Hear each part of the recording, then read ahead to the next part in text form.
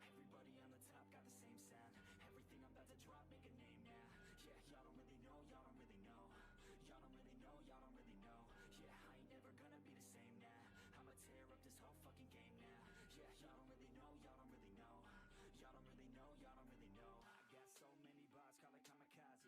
Ain't nobody ever gonna ever stop me. And I know that I could be a little cocky. That's the byproduct of hard work, no it's not free. I'm at a top speed, I think you lost me. Do not cross me, I keep dropping all these hits and I know that they watching. They keep showing up in my place, always knocking. Knock, knock, bitch, I've been standing right here. Been over 3 years and then you just got here. Man, get me a beer and open up the mirrors. Let me show you now what you've been missing for years. Call it premiere, I can take a boy's name and smear, or take it up a gear and end your career and make you feel fear, or make you disappear. Cause I am right here and not going nowhere.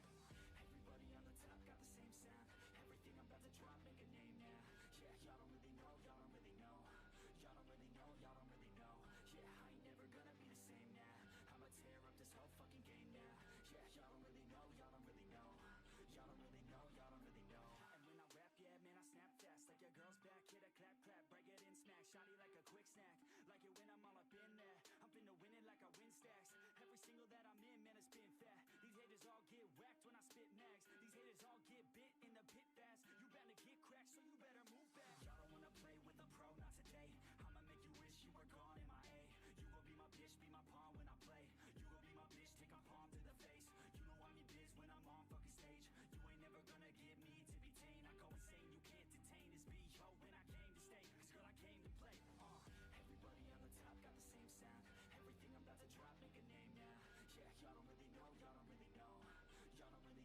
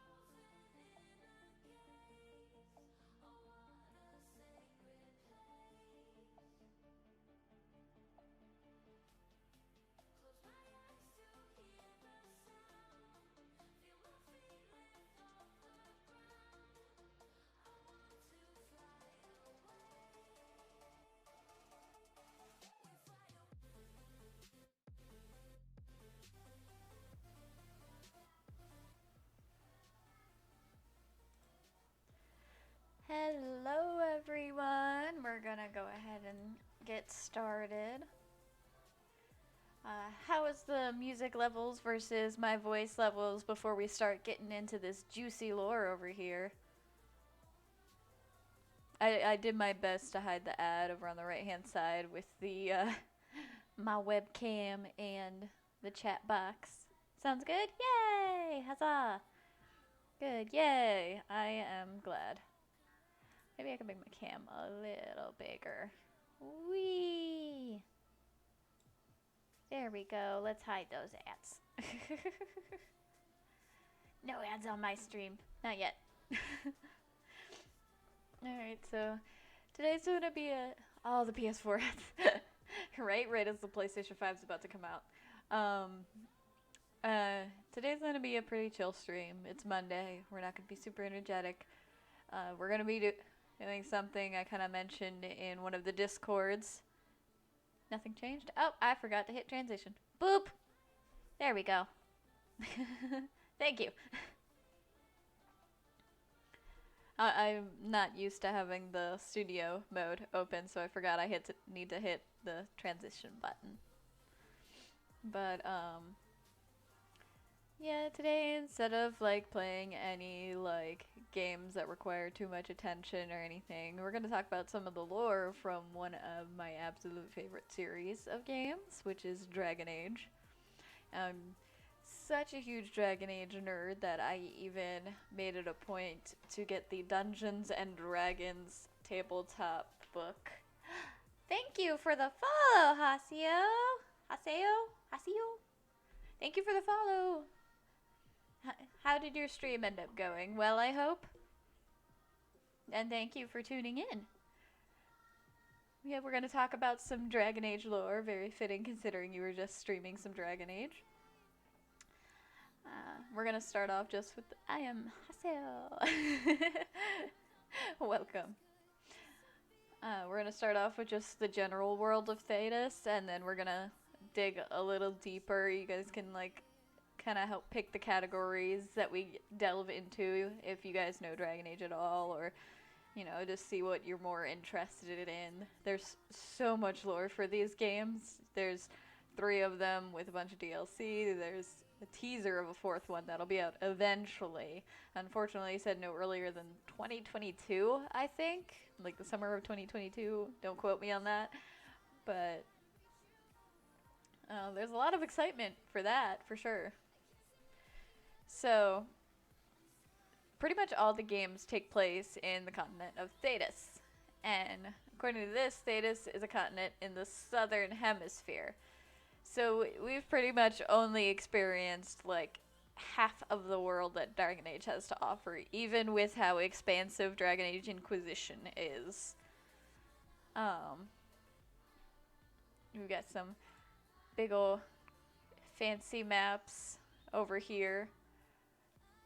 This is pretty much all you get to see in Origins. In Dragon Age 2, it's pretty much just all in Ferelden. That one's quite a bit more linear.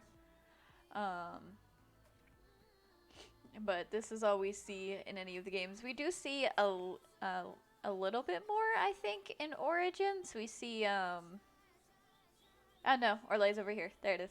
Just kidding. Nope, we spend all of our time in Thedas. And here, all of, let's see. The Kunari aren't originally from Thedas, but come from a land across the Northern Ocean. So Saharan is where you see a lot of Kunari converts. You especially learn more about that in the Dragon Age tabletop.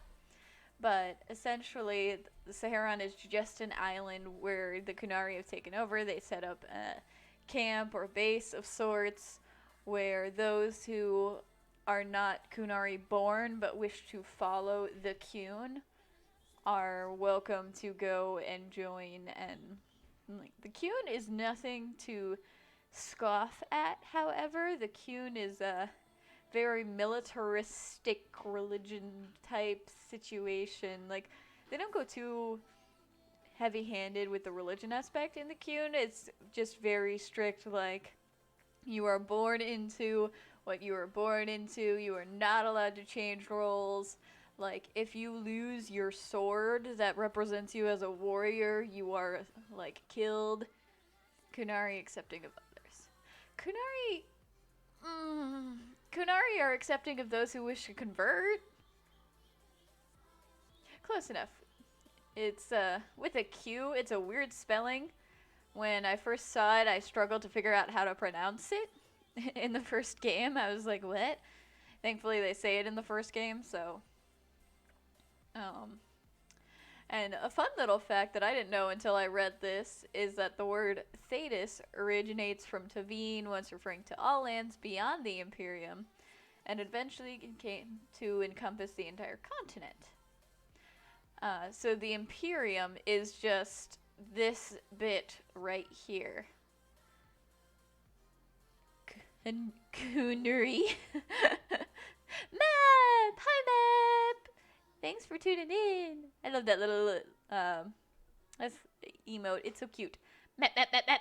Viv is happy to see you as usual. So Thetis used to just refer to the Tevinter Imperium, but as people like spread out, it just referred to the whole continent. So it kind of makes sense that Thetis is a Tevinter word, or Tavine, I guess, is the language of Tevinter. All of the languages all of the games pretty much just take place in common. Hey, waves, all the welcoming for Mep.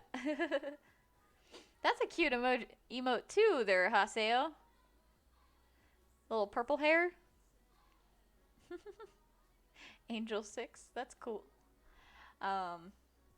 Is Angel 6 the friend streamer you mentioned that you do streams with sometimes? Let's see. South of the continent's Kakari Wilds lies the mysterious Sunless Lands. So the Kakari Wilds are all the way at the bitty bitty bottom. I can't point at it because the stupid thing shows up every time. But, that central very bottom part is the Southern Wilds. I subbed to her channel just because she has so many cute purple emotes. Nice. I love the color purple as well. I don't know, you can't really tell on the camera, but the headset that I'm wearing is a nice purple color. This light never wants to work on this side. The headphones work, but the light does not. I'm pressing the wrong button. There we go. I've known plenty of people who sub to other people just for the adorable emotes. I really want to do a tier 3 subscription to Shadow Chris, who's hanging out in the chat over here, because his 3rd tier emote is an adorable otter with Ramune, and it's too cute. It's too cute.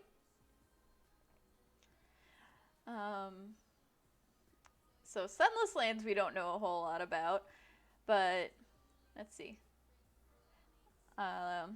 Anderfell's a kingdom in northwestern Thetis. So we never really see a whole lot of the Anderfells. We never really interact with it a whole lot in the games. Yeah, there it is. There's the cute otter. If you have the, also because I need my mischievous emote. Nice, that's super cute. Oh my goodness. Ah, look at all the emote love. Nice. What fun emotes do I have? I don't have any of my own currently. But, let's see. This one's purple. You'll probably like this one. I have one of Chris's favorites. Oh, there's the stabby Seagar! Did you guys realize that Seagar has her new stabby one? B. The pride. Some of those pride emotes are absolutely adorable. But yeah, Anderfells, we don't really see a whole lot or interact with a whole lot. Stab! In the tabletop, we get some, like, a little... How funny. I love mischievous emotes, too. We get some explanation of the Anderfells with one of the backgrounds you can choose, which is called the Ander Survivor. So Survivor is kind of an interesting choice, and it says the Anderfels is a nation in the northwest of Thetis, distant and remote. It is home of the Grey Warden's headquarters, Weishaupt Fortress, and is the one nation in which the Wardens retain an important political influence. So Wardens, for anyone who hasn't played Dragon Age, because they're pretty heavy in the games, are basically an elite, I guess you could say, type of warrior where they are pretty much the only ones who can handle defeating an archdemon should one arise. They're the ones who handle any blights that begin. They handle darkspawn. And essentially darkspawn are like these corrupted zombie-like creatures that just don't really have any motivation or anything other than just kill all the things they see. So,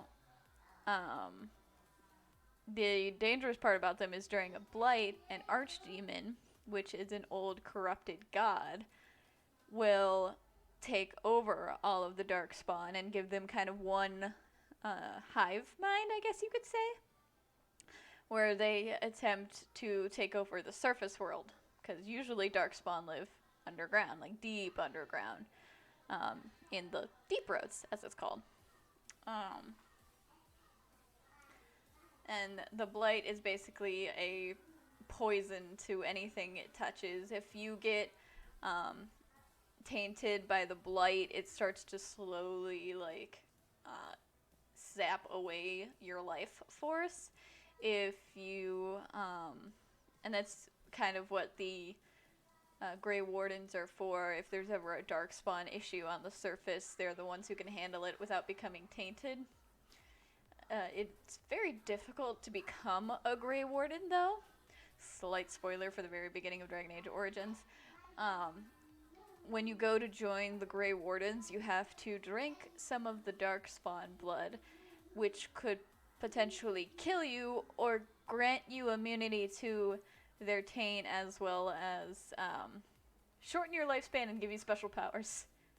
So it's a very bittersweet thing to become a Grey Warden. Grey Wardens don't usually live past the age of 30. I think it was. Or was it 60? Somewhere. One of those. But you almost never see an old Grey Warden unless they joined when they were older. But yeah, the Ander survivors are like a barbarian type class. The Calling. Oh god, yes, the Calling. The Calling is another Grey Warden specific thing. But I'm not going to delve too into the Grey Wardens right now. We're talking mainly about the world in general first, and then we can dive into specifics. And then we have Antiva, a kingdom in Eastern Thetis that is right over here. And Antiva basically is the city of thieves. It's where the Crows, which is the biggest band of the most talented thieves, exist. Pretty much you don't go to Antiva unless you need to hire some really talented thieves or assassins. Ay, hold on just one moment. My little ones, I'm sure you can hear in the background, are demanding my attention.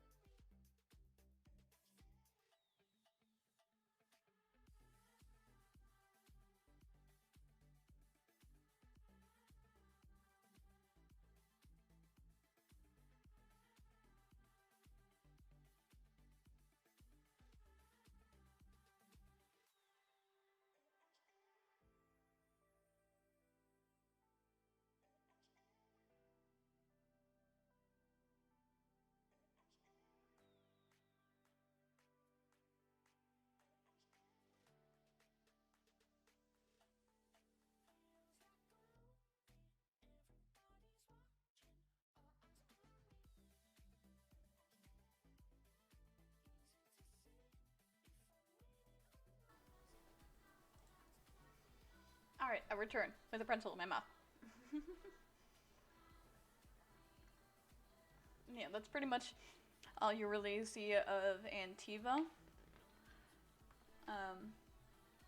In the tabletop, you can be an Antivan Wayfarer, which is pretty much what Isabel, I take it, is in Dragon Age 2. It's basically like a pirate.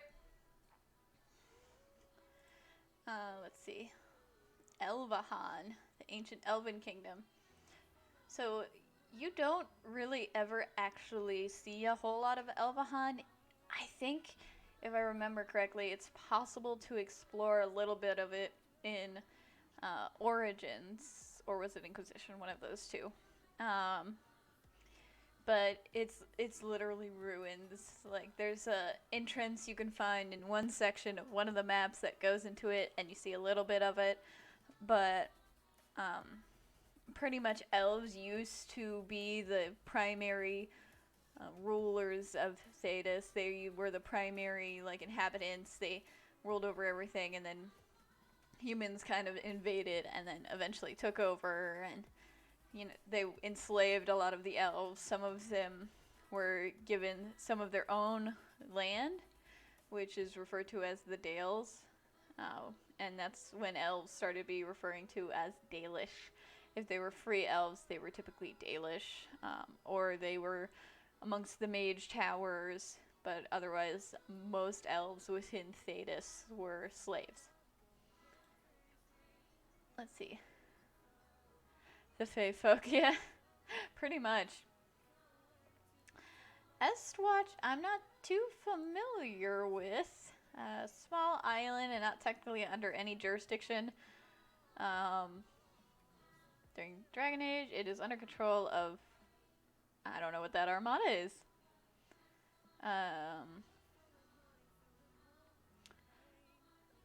Oh, interesting. So it's just kind of a neutral point. Okay. We're learning stuff together. Yay! Let's see. Ferelden is where, like I said, all of Dragon Age 2 takes place. It's this bottom bit down here. It is where the Blight in Origins starts. It is where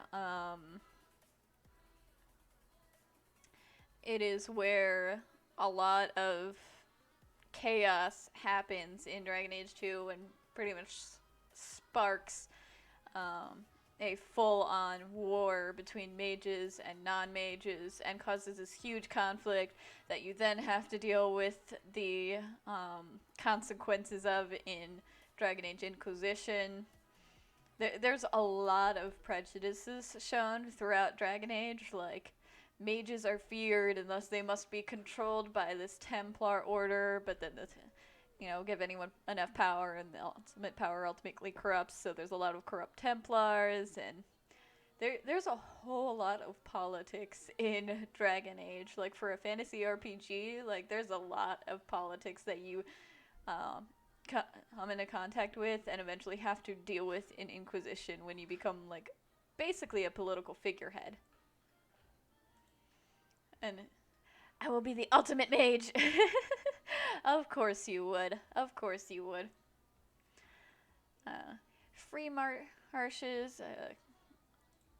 They are... Where are the free marches? Over here.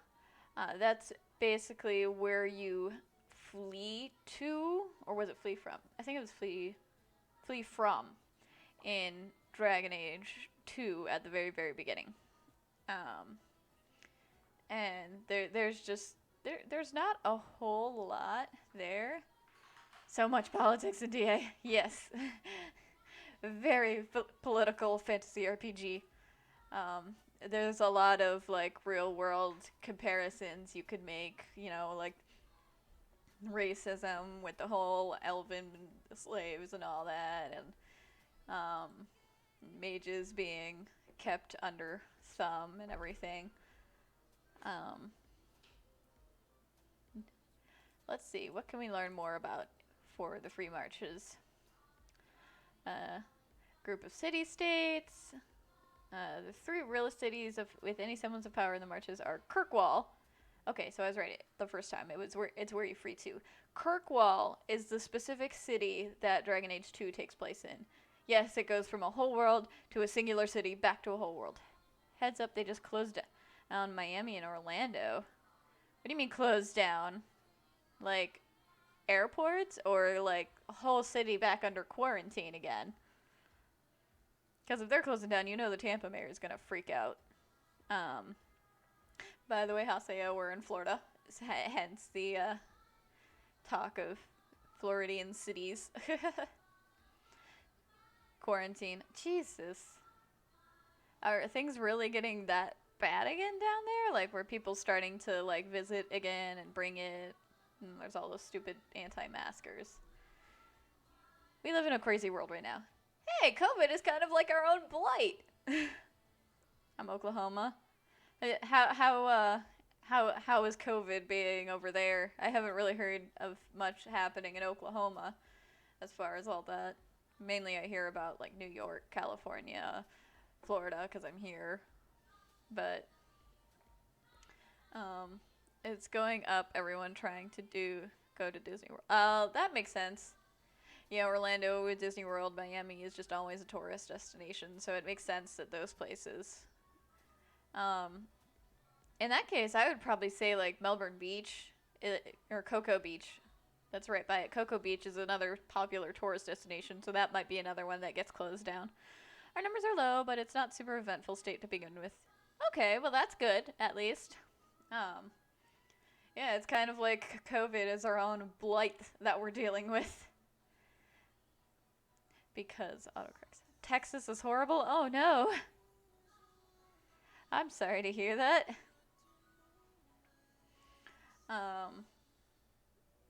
Viv, you're in Texas? I feel like I should have known that.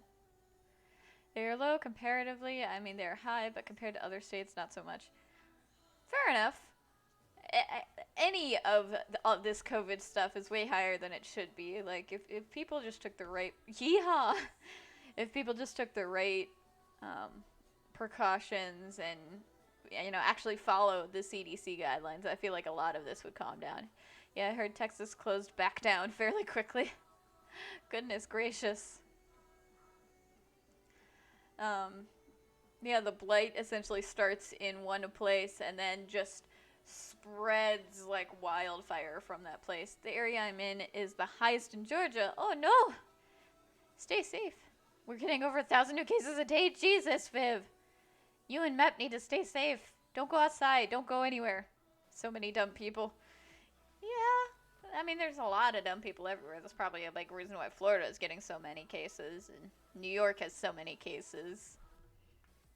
Thankfully, I don't leave my house unless literally necessary. And that started long before COVID. Same here, Haseo. I have pretty much always been a shut-in when I can. And even now, more so now, because I can just get groceries delivered and everything. So I'm just like, I'm just never going to leave the house so I don't have to deal with people. I still get anxious about the delivery drivers and everything, too. Wow, Mep is in Georgia. Viv, come down to Florida and pick up Mep along the way. Yes, please, road trip. Road trip and get Mep and road trip over to here. Well, we can have a stream party. We can do Jackbox in person. Haseo, I don't know if you know what Jackbox is or play it, but we do community streams over on Chris's channel, and we play Jackbox, and that's how we met Viv and Mep, and it's a lot of fun. So on Wednesday nights, you'll be able to catch me over there on his streams, kind of like you do with your friend. I don't know any other person in Dallas that is quarantined, at least my greatest. Jesus. I wish Walmart's website was more user-friendly so I could use it. Party games! All the hearts. Yeah, the website isn't the most... It doesn't have the best UI, that's for sure. And I don't like that, like, they tell you what substitutes you're going to get day of, and you can't be like, no, I don't like that substitute, forget about the item. You have to wait until they deliver it and then get a refund or something. I'm sure they're working on fixing all those kinks and whatnot, but hey, we don't have to leave our house for groceries. That's, I'm not going to complain too much. Like, especially when trying to go grocery shopping. Yeah, for sure. Like, even the app isn't a whole lot better. I just kind of use the website because there's not a real difference between the app and the website. Um, Back to Dragon Age. Yeah, Kirkwall is the city where all of the second game takes place and where all of the. It's basically the center point for all of the Mage versus Templar chaos that begins because one of the friends, I won't name specifically who, just in case any of you are wanting to go play it, one of your friends decides to blow up, literally blow up, a chantry, which is the main hub of Templars, so that doesn't go well. And the Templar lady in charge, like, goes bat crap crazy because of some corrupted thing, and my sister tested positive. Oh no! Which was scary. Said she visited 2 weeks before testing, but luckily my sister and mom were negative when they got tested, so I'm clear. Oh goodness, Map, that is scary. Other sister, yeah, I figured. Um, is your sister doing all right? The one that got the positive result? Unfortunately, Amazon only does Whole Foods, which is expensive. Yeah, Amazon's too expensive. I just stick with Walmart. Down with the chantry! Amazon is starting to suck lately. Yeah. Oh wow, Map. Yeah, she's fine. Okay, that's good. Whew. I'm sorry she's positive, but at least she's doing okay. You scared me, Mep.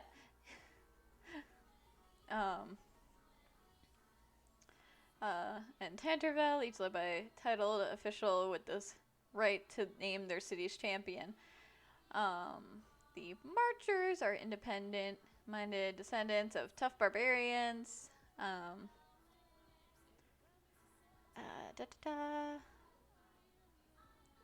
We're not gonna go too in depth into a lot of the like super deep history of like quotes from like the whole chapter 1 paragraph 95 like Bible type formatting that some of this lore has. It's here. I'll scroll through it, and when I upload it onto YouTube, you're welcome to like pause and read it if you'd like. But these are the different ages, and the one that all of this takes place in is the Dragon Age, hence the name of the game. Sugar Sheep, thank you for the follow! Hi, Sugar Sheep! Your name is adorable. How long did you all take in the character customization? So long. I've spent way too much time in the character customization, especially in Inquisition when they kind of like upgraded it a little bit. I'm pretty much watching from Sunroom. Nice. Hi. Oh gosh, how in the world do I pronounce your name? Samajzab? I know who that is. Thank you. Welcome everybody. Oh goodness, so many people here to listen to me blab on about Dragon Age. Diana? Possibly. I did mention to Diana that I was doing the stream. Which one are you saying is Diana, Chris? Yeah, Sugar Sheep. Oh, that makes sense. You little baker. Adorable baker. Sugar Sheep. Makes sense. But yeah, the whole series takes place during the Dragon Age, which is the most recent one, so we're not doing any flashbacks or anything. I'm good with usernames. You are, Chris. Goodness. Ours are pretty easy because it has our name in them, but that's slightly impressive. Just a little bit. But let's see. So this, basically in Dragon Age, Viscount Parent Threnhold attempts to expel the Templar Order from Kirkwall, killing Knight Commander Gylian in a raid on the Templar stronghold, only to be overthrown by Templar Knight Meredith Stannard, who was promoted to Knight Commander soon after, with the Chantry's support. she appointed Marlowe Dumar to succeed Perrin as Viscount, but commands the true authority in the city from the gallows. I like the sheep. Nice. Sheep are cute. So, yeah, Knight Commander Meredith is one of the main characters in Dragon Age 2, and sheep just reminds me of Catherine. Of course. And she really does rule. Like, the Viscount pretty much has no say in what happens in Kirkwall. Like, he has to go through her. Like, the Elder Mage in Kirkwall, who isn't mentioned here, has some say as well, just to try and keep things fair. The Viscount pretty much just acts as a mediator. I'm working in my sunroom. That sounds fun. What you working on? Or do you mean you're like work from home type situation? Nice. But work. Knight Commander Meredith does rule the city with an iron fist. Like, most of the people are afraid of her, they're afraid of the Templars, and is a prime example of why the mages don't trust the Templars to be in charge, unchecked. And why they shouldn't be unchecked, honestly. Like, the Chantry is supposed to keep the Templars in check, but the Chantry is just a religious group, and they have no real way to keep powerful Templars in check other than by controlling their lyrium source. So Templars pretty much have some magic capabilities, mainly dispelling magic and anti-magic and all that. And they only get these abilities through lyrium, which is a special potion that if a mage drinks can increase their mana. And Templars need, like a drug, pretty much. Once you become a Templar, you become highly addicted to lyrium and need it to continue functioning. Like, you can, just like with any drug addiction with a lot of like hard work and probably some help, you can break a lyrium addiction, which my cat farted. I bet it's stinky. Some cats have some nasty farts. In Dragon Age Inquisition, you actually come across a Templar who, if you hang out with him enough, you learn is trying to kick the lyrium addiction, which is the first time they really mention that it becomes a true addiction.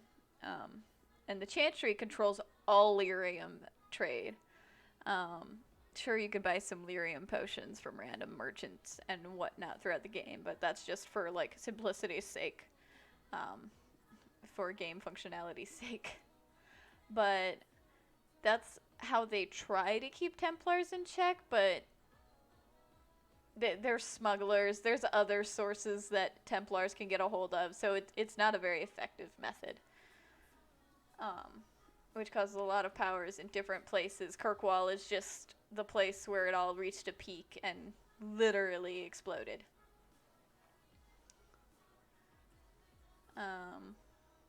Let's see. On to the next section.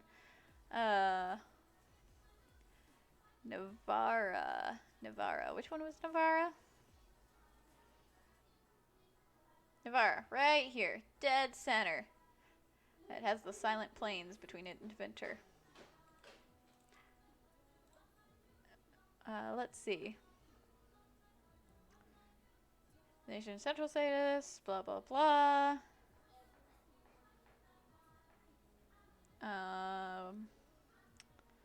Blah blah blah, not a whole lot relevant.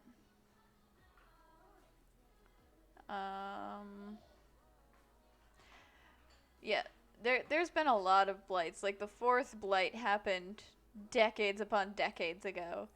So, like, the blight you deal with in Origins isn't even the first or second one. Like, they regularly have near world ending occurrences every few decades.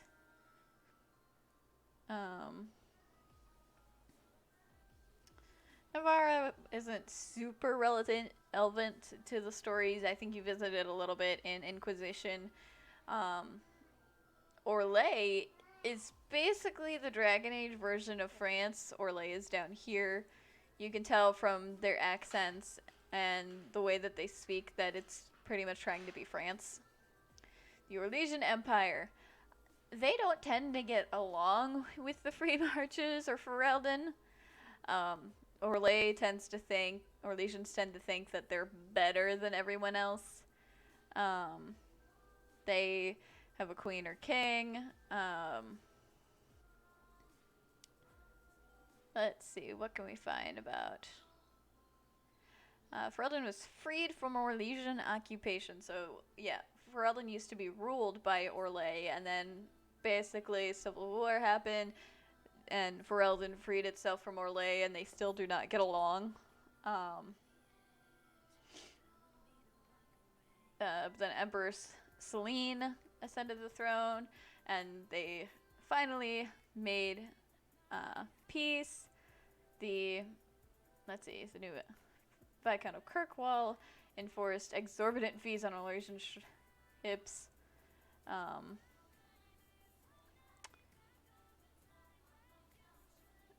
years later, leading up to the Templar Mage War. This is the big thing I keep mentioning that happens in Kirkwall.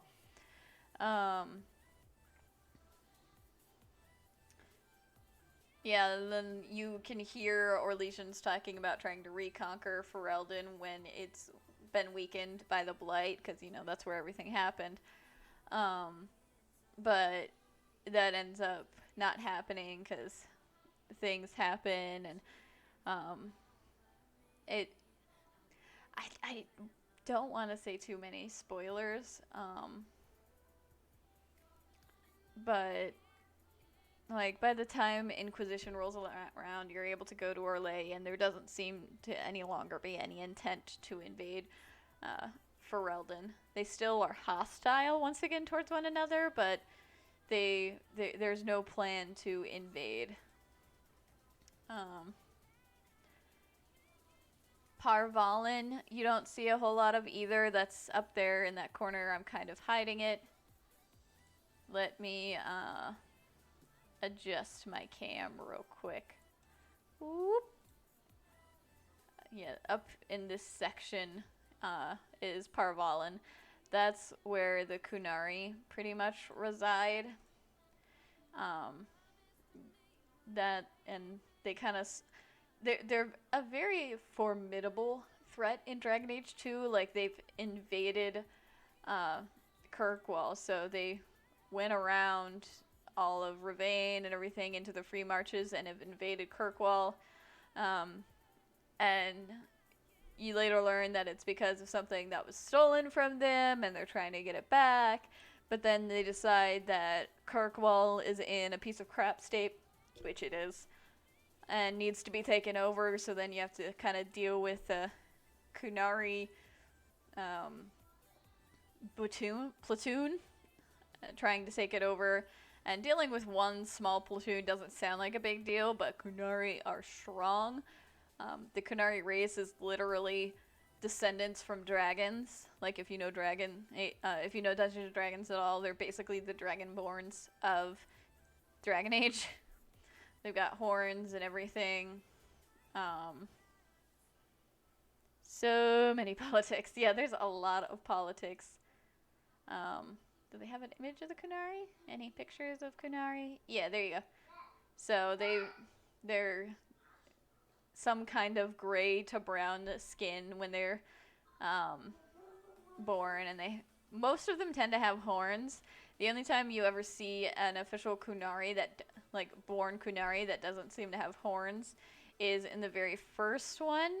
One of the party members you can get is a Kunari, and he acts as if he was born Kunari. He doesn't act like he's a Saharan convert or anything. And a lot of them have like the war paint on them. Also, for a second, I thought you said Splatoon. Thinking of Kunari in a Splatoon squid form. Oh goodness, I can't even imagine that. I don't like Kunari are so serious, and Splatoon is so not. Like, I can't even.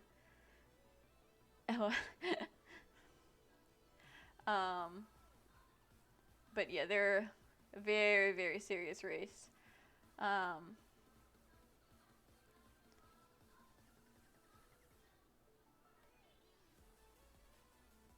I never noticed that Okay, so in Dragon Age 2, the ones you see, I never noticed that they supposedly had two pairs of horns. I only ever noted. I guess they do, the little ones right underneath. I never even thought about that. Um, but I definitely did not notice that the Aeroshock in 2 has 8 horns. Am I a squid or a Kunari Phantasm? Goodness gracious. I'm sure someone somewhere has made this mashup, and if not, it should happen now. Because that is just too funny. Let's see. Hornlessness is a rare genetic variation in Kunari, akin to red hair in humans. Okay. Those born without horns are considered special and are often given prestigious roles in Kunari society, such as Ben Hasrath or envoy to other races. Sten, who becomes a companion of the warden as soldiers of the Barsad, falls into this category. Culturally, Kunari associate not having horns with being imposing or scary, and because of this, Talvashoth often decide to remove their own horns. Really? That's so fascinating. So Kunari consider it more scary to not have horns, like their supposed dragon ancestors. That's fascinating. Unlike other races in Thedas, Kunaris do not adorn themselves with tattoos. Instead, they make use of a war paint called Vitar. Yeah, and that's the same war paint you can use on your Mabari, which are the war dogs in Dragon Age, and they're described as being like very large dogs. And if you look at them standing next to your character, the head is usually about hip height, so it's a pretty big dog. Like not quite Great Dane big, because I've seen some Great Danes that come up to like here on me. Great Danes are huge, but along those very large dog lines.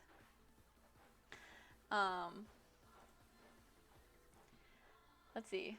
Ravane, another one we don't like talk about a whole lot. It's kind of just off in the corner doing its own little thing.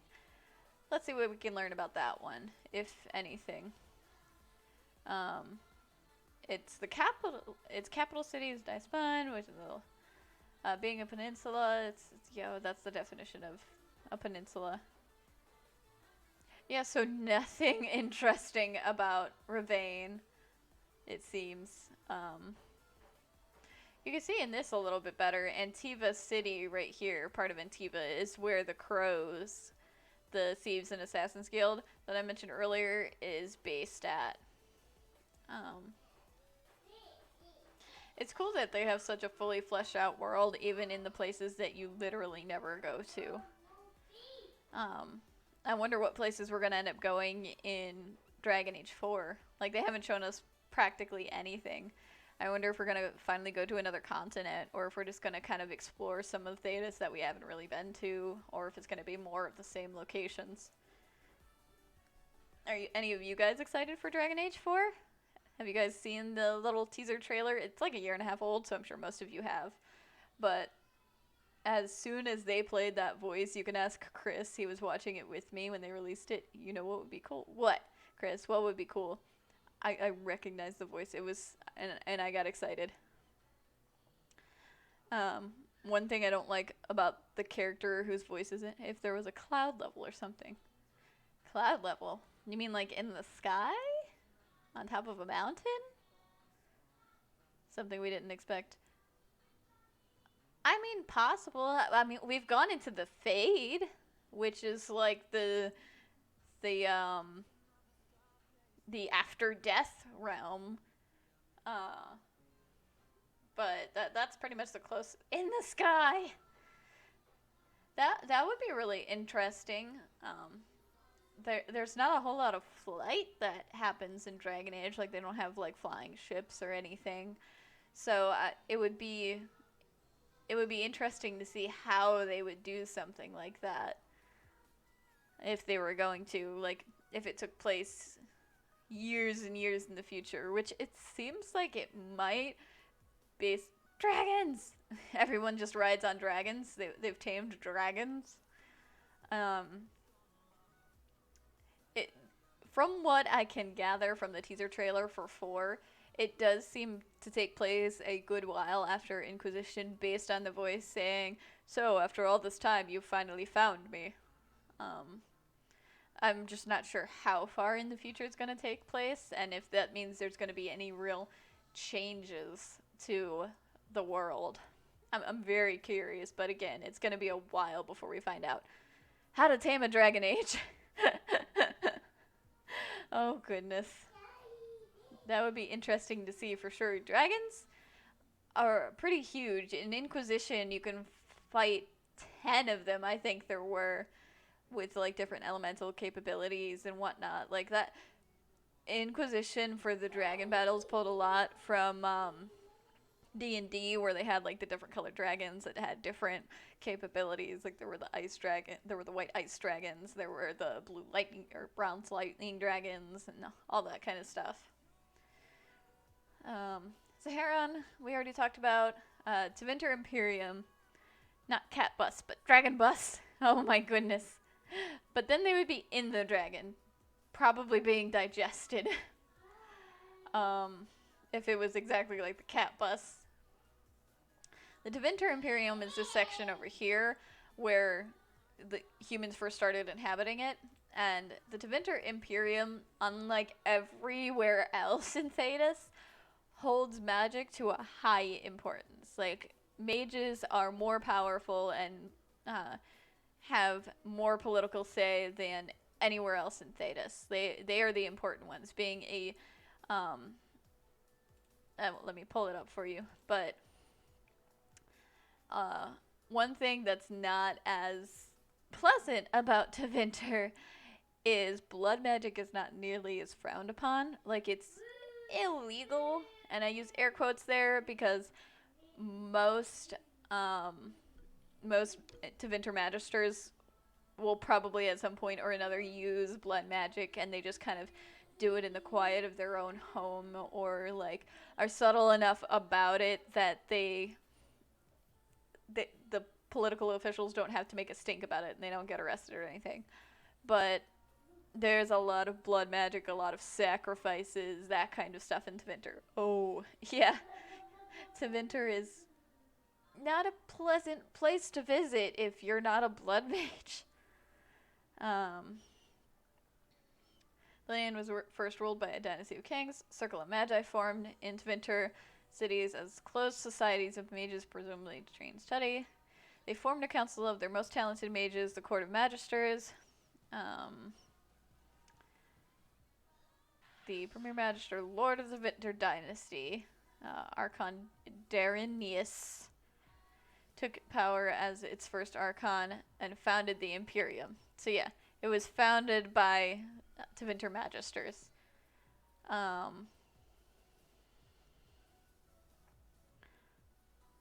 Sacrifice the trees! Yes, Haseo, sacrifice the trees instead of sacrificing people.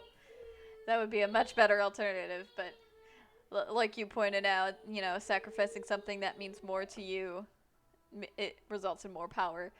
But the thing that doesn't work for in Tevinter's case is it's usually human Tevinter mages sacrificing elven slaves who mean nothing to them. They probably don't mean any more to them than a tree would. So I still don't quite get why the blood magic is more powerful than just Haseo from .hackgu? Question mark? I don't get why the life force from a small amount of blood is more powerful than the life force from like a whole tree.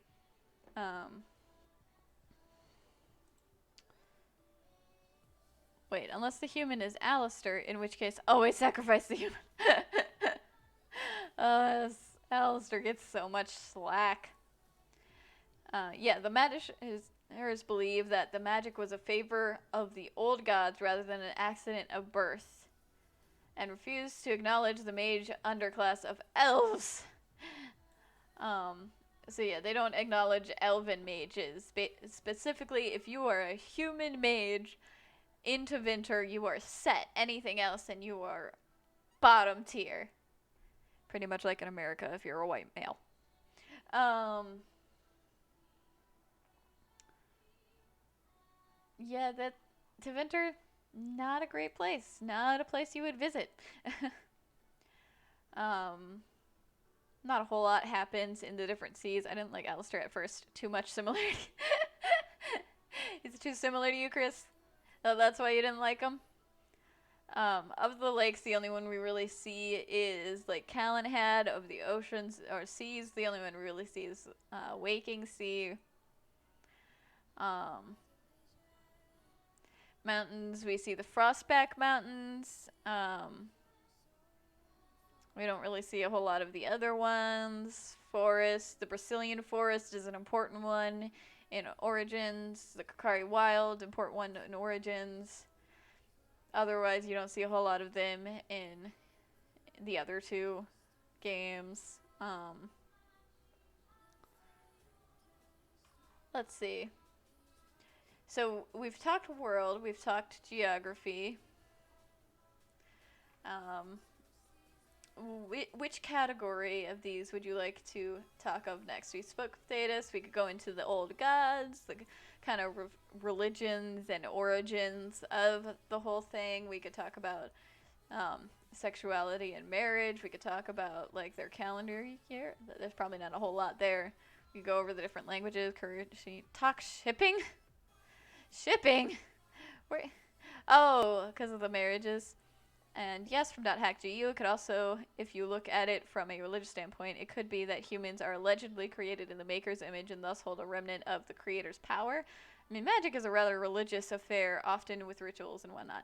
That is true. A lot of non-Dalish magic has like been attributed to the Maker and the Creator, and there's a lot of religious overtones to Dragon Age as well as the political overtones.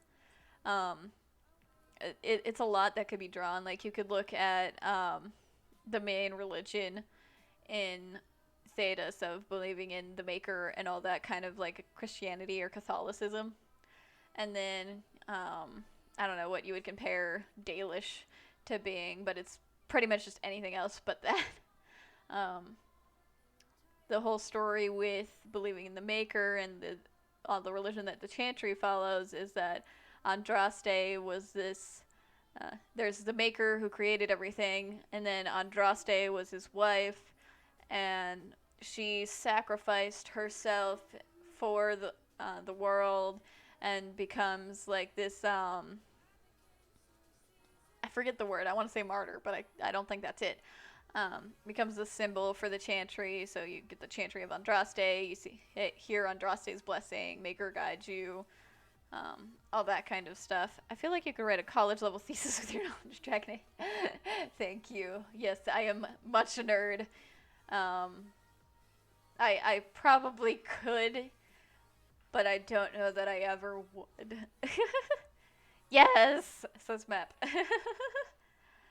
um, but you said shipping, so let's go into sexuality and marriage. According to the Chant of Light, Andraste had a spiritual marriage with the Maker. All Andrastian priests are therefore symbolically wedded to the Maker and sworn to celibacy. We know some real world comparisons to that. In the eyes of the Chantry, marriage is both a celebration of tradition and a practical decision. Through a favorable marriage, one can make valuable connections, improve one's social standing, and secure financial stability. So one of those, like nobles where you marry someone that benefits your family and ideally you benefit theirs. Among city elves, so city elves are exist in some of the cities where elves aren't necessarily all slaves. In Tevinter, pretty much any elf you see is a slave, but in like Kirkwall, rich religion let you have all the waifu. I don't think any of them in the Dragon Age games you can only ever date one person at a time. You don't get to be a player like you do in Persona. Sorry, Chris. But there are city elves that live in the alienage, which is pretty much the ghetto of any of the cities. It's got kind of rundown buildings. There's no real proper market. It's all kind of crammed into this one area that's densely populated. Nature's infinite. Also, most spells draw their power from nature, don't intend to try and use their source dry, whereas blood magic takes a sacrifice and squeezes out every last drop of power. Things that are evil like that tend to be a shortcut to power and inevitably corrupt. Oh god, I forgot about the animation. Yeah. Fair enough. I guess that's true. You're not intending to bleed the earth dry if you were going to sacrifice a plant, but you definitely do that if you sacrifice a person. Um, Among city elves, marriage is a rite of passage, the single greatest thing that distinguishes children from adults. Elven children are usually matched by their parents and the alienage elders, and the bride and groom often will have not met each other before the marriage ceremony. So again, like those royal things where it's arranged marriages, not a whole lot of love there. The Dalish appear to be more in line with Ferelden thinking rather than other cultures like Orlais. This means that they tend to take relationships slowly and seriously with each other. Once they have come of age, they may choose a mate with whom to bond for life. Elves who bond may exchange small gifts with one another. It is unknown how they view same-sex relationships, but there seems to be no stigma against it. Yay, LGBTQ. The only thing Dalish may frown upon is the refusal to have children. Some Dalish clans practice arranged marriages. The Dalish do not approve of interspecies romance, and this may result in exile from one's clan. So yeah, the Dalish are very, anti-other races. They're very hostile towards other races, and I can't say that I blame them, considering how many times their lands have been invaded, how many times their people have been kidnapped. So explain more of this bonding. You're terrible, Chris. You're terrible. So yeah, the Dalish are very hostile. So if you bond with a Mep disapproves, Chris. If you bond with a non-Dalish, you tend to not be allowed back into the clan. And you see some of this in Dragon Age, not a whole lot. There is a Dalish elf in the second game that you can romance, but she kind of never goes back to her clan. And there's problems with her clan and her for other reasons that I won't say here. Thank you. Ay.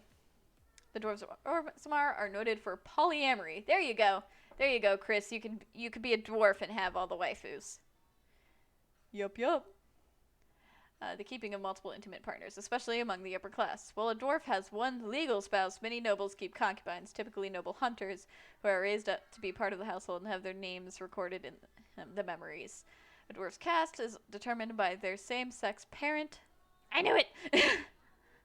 So many casteless offer themselves to nobles or to other higher dwarves as sexual partners in hopes of producing a child of the noble's gender.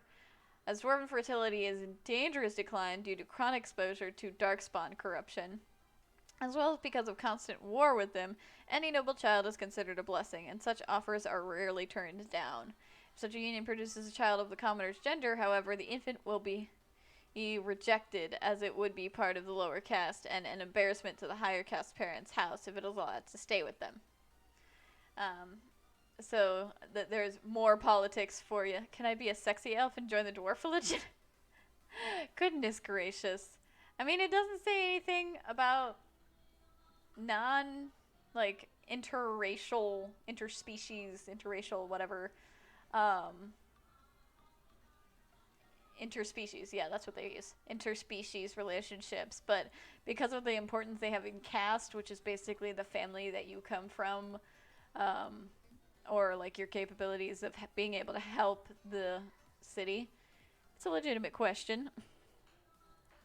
Based on the importance they put in caste and your ability to help the city, I highly doubt dwarf politics. Yep. I highly doubt you would be allowed, you would be allowed to be part of the dwarven families and whatnot. You probably would not be accepted amongst them. I'm sure, if you were just on your own as a random traveler, you could get all the waifus you wanted without following a specific religion. But in general that probably would not be approved. Although Grey Wardens are not forbidden from marrying, it is rare for them to do so. Their short lifespans make them poor candidates for parenthood or long-term relationships. Even if they are not killed in a battle against the Darkspawn, they rarely survive past middle age. Yeah, there you go. Due to their Darkspawn taint.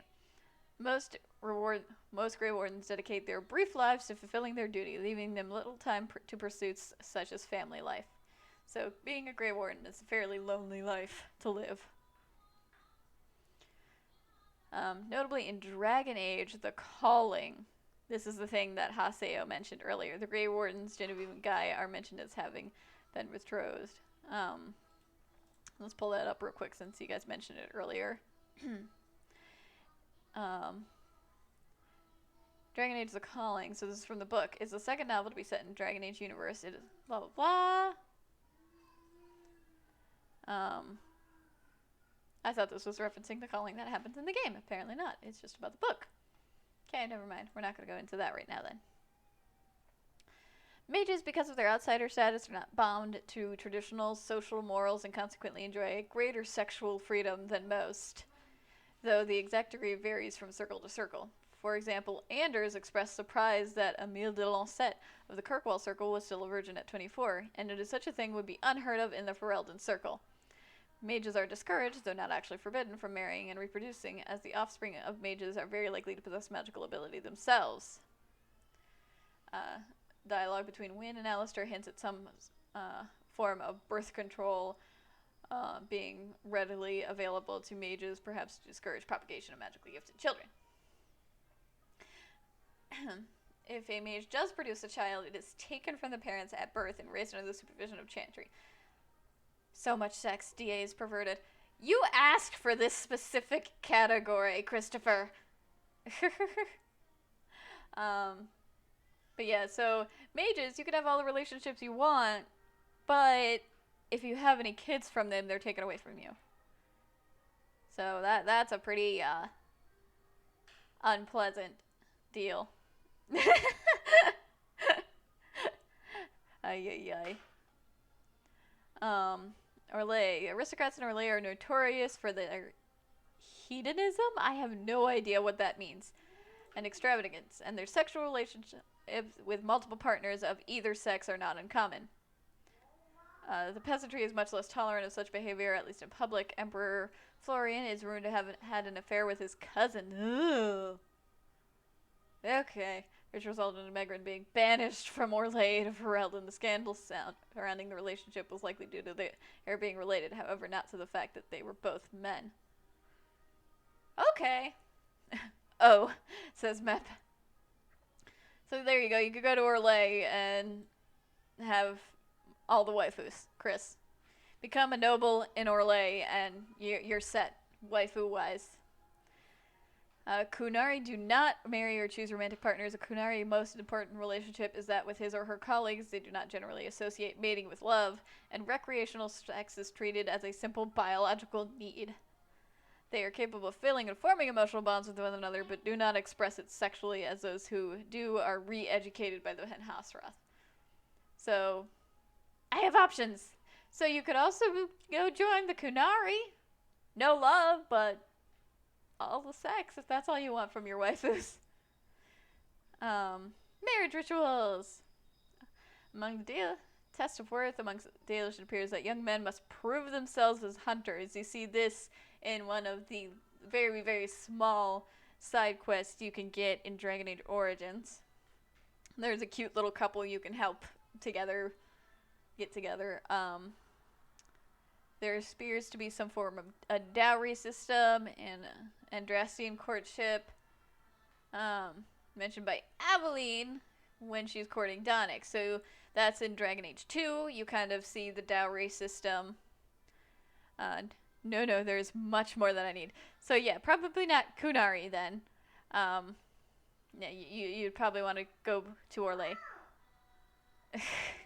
Ay, that emote, Haseo. And then, let's see. Dowry system amongst city elves is even more important. Marriages are arranged between alienages and a dowry is paid to the alienage, which is losing a member. So, when one of them moves from one alienage to another, the one that's losing the person gets some kind of dowry. Dwarves also use a dowry system in their courtship, as you see with Dagna in Origins. Oof. I think I could be good friends with Hase. When I hopped onto his stream earlier, I thought you might like him, Chris. I invited him to join our Discord, so you guys can you can teach him all about the waifu wars we have in our Discord.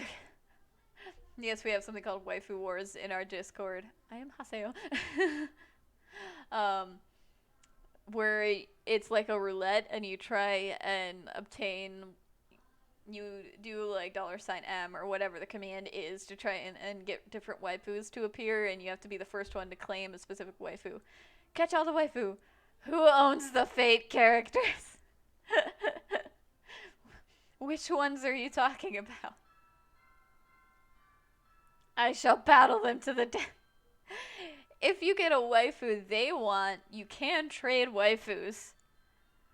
I have one, I think. Good luck with that conversation. Let's see, both Dalish and Nadastian say vows. Dalish vows are seldom said in Elvish. One version is Sale Sanas Vara Raval Lama Aralas Mirlath Belenaris.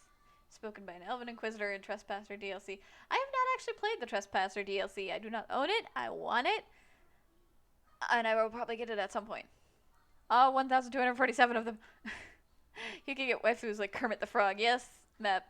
Mep has the Kermit the Frog as one of his waifus. I think he also has like Patrick Star. There's some interesting ones in there. Same-gender relationships are generally considered strange for Eldens, but for Eldens do not consider it moral and place no particular stigma on it. Orlesians regard homosexuality as a mere quirk of character. Antivan crows show a winking tolerance for relationships with multiple partners of any gender. So there you go. You can also move to Antiva, Chris. Become a crow. Yee. The Chantry does not seem to have an official view on the subject, and nowhere in Thetis is it prohibited. Canari seem to have no taboo on the gender of one's recreational sexual partners, though presumably it would be unthinkable to refuse to perform their procreative obligations for any reason, gender or otherwise. D. Go to waifu. Why am I... Danganronpa, oh god. Is it in yours? Is it in yours? Danganronpa's go, go, go! Go, go, go! Oh gosh, oh gosh. Waifu wars. Who is it? Who is it? Corpse Party. Ah, you got Celestia Ludenberg. Nice. Yes, sorry. Wait. You have Celestia von Ludenberg. I can't do anything about that.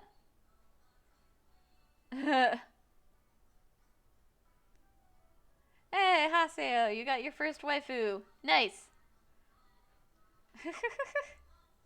Half the time these streams end up becoming a waifu stream. I got Ilyasville von Einsberg. Wahaha. Oh, you didn't realize that you own her, Chris?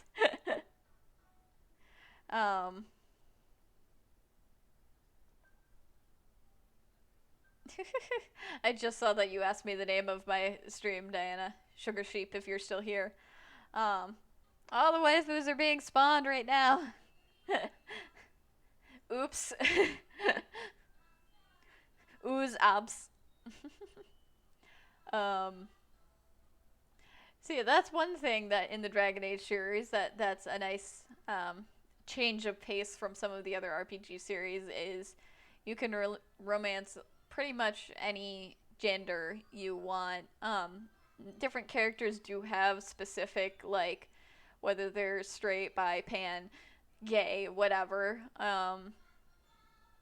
So that's something I do like, because, not everyone's straight, not everyone's bi.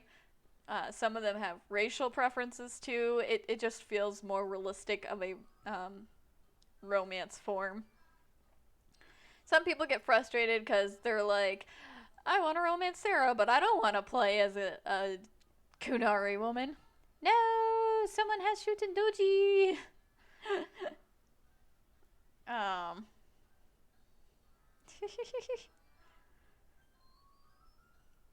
um. So I definitely enjoy that one. Interspecies relationships are possible, but frequently frowned upon by most societies. The fertility rate between two parents of different races are low compared to that of the same race. In particular, elves are bound to only produce elven children with their own kind because their offspring with a human would be elf-blooded, appearing physically human. Which is also what happens with dwarves. Elves mating with humans is considered traitorous by the rest of their kind. Any elf who conceives a child with a human risk expulsion from their community. A battle to the death must commence. Oh goodness, we've got another Seagar level serious waifu obtainer on our hands. Morrigan!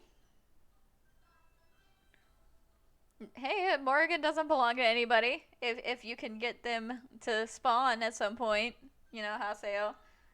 That is not the most flattering picture of Morrigan.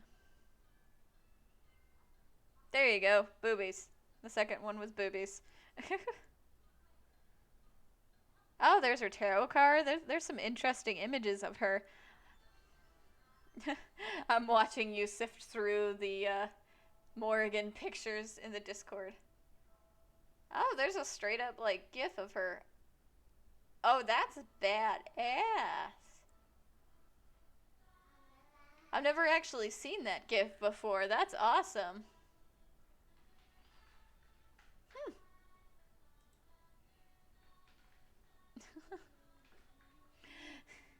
Learning all about the waifu I see.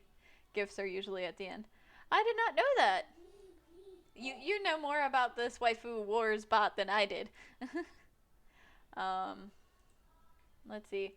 Prostitution. Brothels are legal in Ferelden, Kirkwall, and the dwarven city of Orzammar. Although they are not considered respectable institutions, it is no more taboo to visit them than a seedy tavern or a gambling house.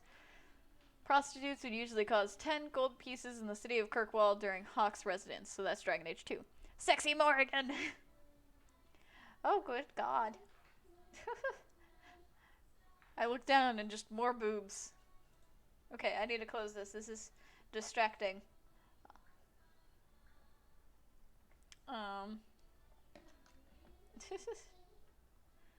Love legends. If romanced, Liliana will tell the warden the star-crossed and likely analogous tale of Alindra and her soldier lover.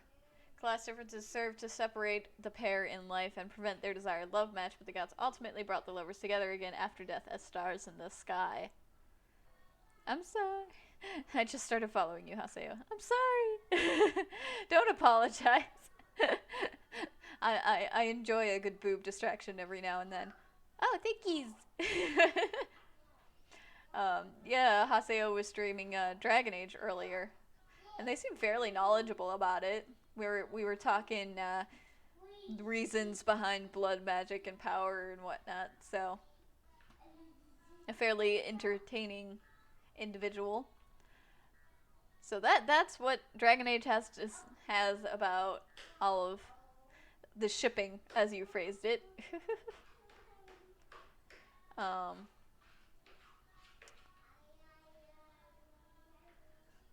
Let's see. I guess Old Gods is left. Old Gods are sleeping beings that are worshipped in the form of dragons by a significant number of the Dojans, specifically people of the Tevinter Empyrean, thousands of years ago. Concept art of an archdemon. I've never seen that concept art before. That is pretty BA. That's a little closer to what you end up seeing in the game.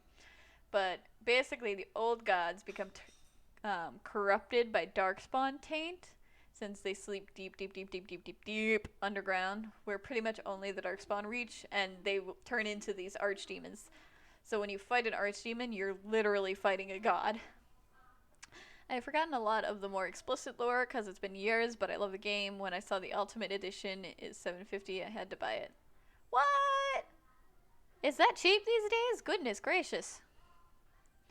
And the whole archdemon fighting a dragon is actually what gave me the idea for what you guys are currently doing in the D&D campaign. I can't hear you anymore. Or D, my headphones died. Have a great rest of your stream. Oh no. Okay. Bye then, Chris. I'm probably gonna be. You can't hear. I'll type it out for you.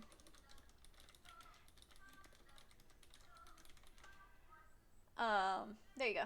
Yeah, I probably am gonna be ending it soon too. We've covered pretty much all that's interesting to cover of the lore in it. Well, the Steam Summer Sale is going on.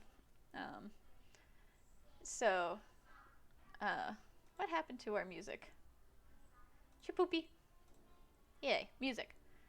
I just got killed by a Dark Souls boss when I could have killed it with one more hit. Oh no, that's terrible. I hate when that happens.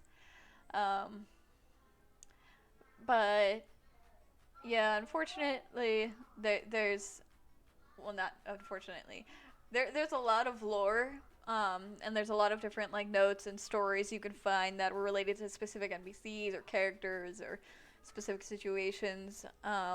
Not a whole lot that would be pertinent for like just knowledge of the general world of Dragon Age. I feel that on a spiritual level map. That was me in the Darkspawn Ogre yesterday. All the struggles, all the gamer struggles. But yeah, let's finish our chat about the old gods, and then we'll probably wrap it up and go raid a Dragon Age streamer if we can find a fun one. Yeah, Haseo at the end of all of our streams, we like both. I say we as in myself and Shadow Chris whenever he is streaming. We like to raid other small streamers. So if you're ever streaming near the end of one of our streams, we'll probably end up going and raiding you, showing you some love because you're fun and interesting. Let's see. The true nature of the old gods is unknown. The old gods are not creators, and even the people of ancient Winter attribute the creation of the world to the Maker, although by a different name. Let's see. The living started to worship them instead of the Maker, an act recognized as the original sin. In fury, Maker cursed the old gods, imprisoning them in underground tombs where they would slumber eternally. Some accounts suggest that the old gods began whispering to humanity from the Golden City 300 years after the arrival of humans at Thetis. They taught the dreamers of Neromenian tribes magic, and these dreamers became priests and kings of their people. Originally, the Neromenian tribes worshipped fallen heroes reborn as dragons. With the dreamers as their leaders, they began to instead worship the dreamers' gods also as dragons. Scholars assume old gods must have been real at one point, but most agree that they were actual dragons of a magnitude not known today. And impressive enough to frighten ancient peoples into worshipping them. So similar to the dragons you would see, I suppose, dragons are best animus. Similar to dragons that you would see that they fight in Campaign 1 of Critical Role, if you guys have seen that, during the Chroma Conclave arc. Pretty much just super, super powerful ancient dragons that may not necessarily be gods, but were worshipped like gods just because of the sheer level of power they had. And then they were cursed by their maker to sleep eternally when people started worshipping the gods instead of the maker. Talk about some jealousy for a god. And since they're underground in this eternal slumber, the darkspawn taint or the blight taint can reach them eventually and corrupts them and creates an archdemon. That's what ends up causing a true blight. One of the common curses in Dragon Age is blight take you. I mean, gods are notoriously jealous. Fair enough. I mean, let's look at Greek mythology. Look at everything Hera did whenever Zeus decided to be frisky with yet another human woman. Um, then a voice whispered within their hearts, "You are the lords of the earth. Go forth to claim the empty throne of heaven and be gods." So this is what supposedly the old gods said to their worshippers, and the Golden City is where the Andraste and the Makers supposedly live. So when humans invaded the Fade and tried to reach the Golden City, those humans were cursed and became tainted, and thus became the first Darkspawn. And it's basically just a spreadable, a contagious curse that then plagued the land for eternity. And the Golden City ultimately became corrupt and empty.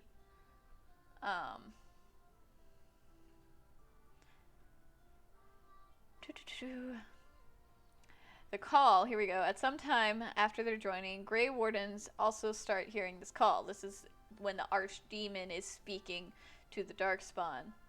As known since the first Blight, this is the actual calling, and the moment when Grey Wardens know they must descend into the deep roads to find their death in battle. So, at some point, she straight up destroyed Heracles' entire life. Yes. That's awesome that you're into Greek mythology as well. So Grey Wardens at some point in their middle age will hear the calling that basically means they're gonna die soon. And so in order to die in an honorable way, instead of just from the sickness of the blight, they will go into the deep roads and take out as many Darkspawn as they can so they can be, die a warrior's death.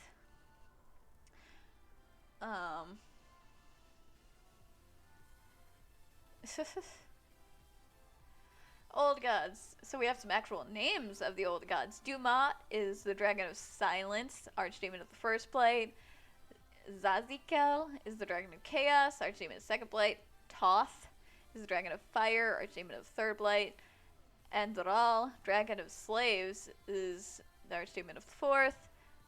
I hope they cover the calling in 4. It would be interesting to hear a little bit more about the calling, because we hear a little bit about it from Blackwell in the 4th, and I think a little bit from in Origins, but we don't hear a lot. I want an update to see what happened after Inquisition. Same. Urthamiel, dragon of beauty. That's an interesting one. The 5th blight. Razikel, dragon of mystery. Lusicon, dragon of night. Okay, cool. That's interesting. So we have at least 2 more dragons that could potentially, or 2 more old gods that could potentially become archdemons. So 2 more potential blights. I wonder what happens after that point, though, after all of the old gods turn into archdemons and are slain. So the one you fight in Origins is the dragon of beauty. That's pretty cool. Are there pictures of the other ones? Okay, so that's Andral.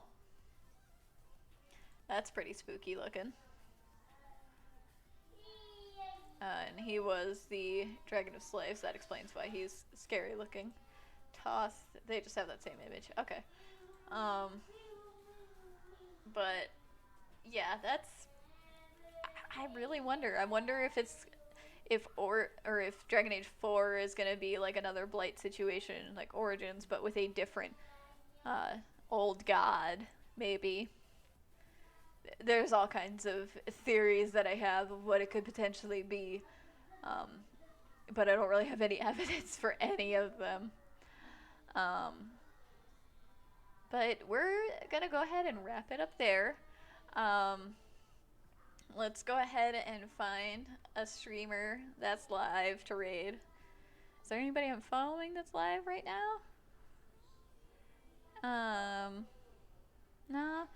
Let's see if we can find someone streaming Dragon Age then.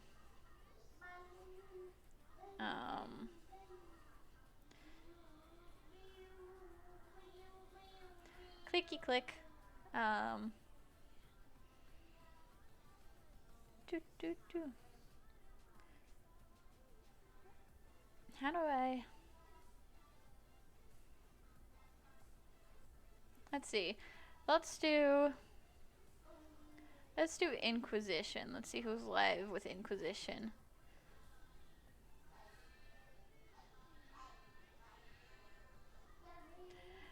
Alright, I've got one. I bet it has something to do with Flemeth and what she did in Dragon Age. Interesting. That just seemed a bit random if it wasn't indeed foreshadowing. I wonder. It could. All the theories. Okay, but let's get on with our raid.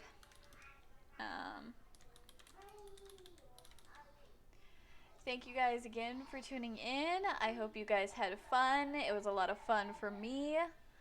And I hope to see you guys again Thursday, where I'll be playing an actual video game, not just reading lore. Thank you, Sweet Sheep, for the follow. Thank you, Haseo, for the follow. Viv, you followed before stream, but still, thank you for the follow. Thank you to everyone that tuned in. I really appreciate it. And later, have a great rest of your day. Bye, Map. Bye. I'll see you guys on Thursday. Bye-bye.